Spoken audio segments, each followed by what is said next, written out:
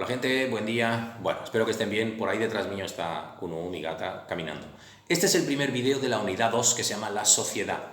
Seguidlo sobre todo con el esquema y así no os perderéis el esquema que yo os colgué ahí en el Classroom. Bien, el primer punto del esquema nos habla sobre los cambios sociales. Antes de hablar de cambios sociales tenemos que hablar de la sociedad. La sociedad es una gran agrupación de personas que se corresponde con un país. Bien. Ese mismo grupo de personas, como es tan grande, genera toda una serie de cambios, ¿sí? Y a través de esos cambios podemos rastrear los diferentes tipos de agrupaciones. El primer concepto es el que llamamos grupo. El grupo de personas son aquellos que comparten un lazo emocional o de amistad, compañeros de colegio, compañeros de universidad, etcétera, etcétera, etcétera, ¿sí?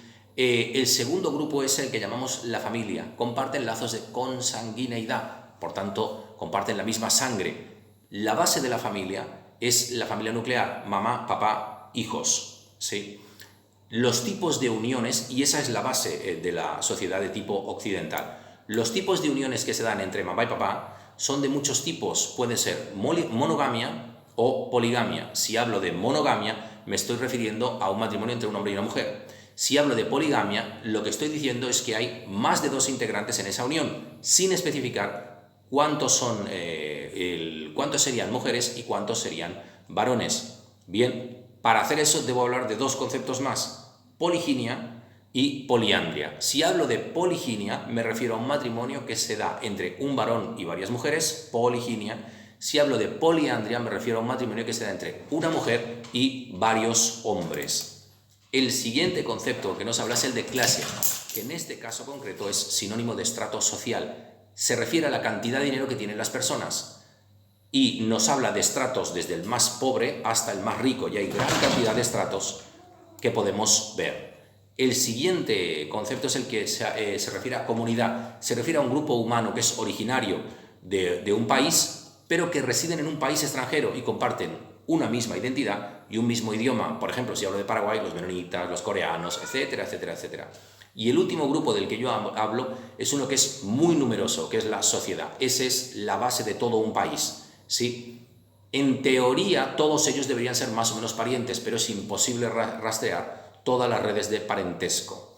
Bien, en el segundo punto de esta unidad, lo que hablamos es del tipo de organizaciones políticas. Para tratar de entender la diversidad humana a nivel político, se construyó una jerarquía teórica de organización.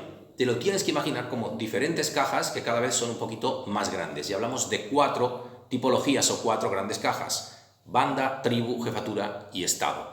Una banda es un grupo de menos de 100 personas en la cual todos son familia y son forrajeadores, significa que son cazadores y recolectores, y son de tipo igualitario, no diferente entre ricos y pobres. El jefe de ese grupo trabaja y te pide las cosas, nunca te ordena, sino que te persuade, ¿sí? Él se basa en su prestigio. ¿Por qué te interesa hacerle caso? Porque todo el mundo, todo el grupo, toda la banda le debe favores, ¿sí? Suele ser inclusive el mejor cazador de ese grupo.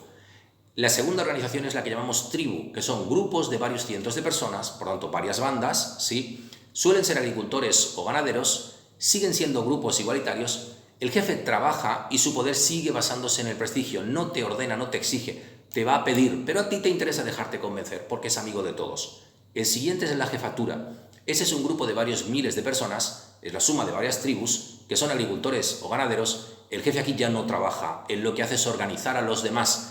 Pese a todo, su poder sigue ligado al prestigio. Si puede, no te ordenará, no te va a exigir. Y sigue interesándote a ti no tener problemas con esta persona porque no quieres quedar aislado. El último de todos ellos es el Estado. El Estado es un grupo de varios millones de personas. Puede ser la suma de varias jefaturas o inclusive de varias tribus. Sí, no todos ellos son parientes. Para que el Estado aparezca, debe haberse producido lo que llamamos el proceso de estratificación. Es decir, resumiendo, hay gente hábil acumulando dinero y pudiendo organizar, esos serían los ricos, y hay gente que solo sabe trabajar y cobrar su pequeño salario, esos serían los pobres. En el mismo momento en el que toda la sociedad acepta que la división ricos y pobres es normal, ahí ya nace el Estado. ¿Cuál es el objetivo último del Estado? Conseguir que todo siga igual, que las cosas no cambien. Bien, ese es el objetivo del Estado. ¿Cuáles son sus mecanismos de control? Por ejemplo, recauda impuestos. Por ejemplo, tiene policía y ejército para la seguridad interna y externa del país. Por ejemplo, tiene jueces para aplicar las leyes, etcétera, etcétera, etcétera. En este momento, el jefe del Estado, el presidente, el rey, etcétera, etcétera, ya no trabaja. Aquí sí que no trabaja y aquí ordena claramente lo que deben hacer todos los demás. Bien, hasta luego, gente. Chao, chao, cuídense.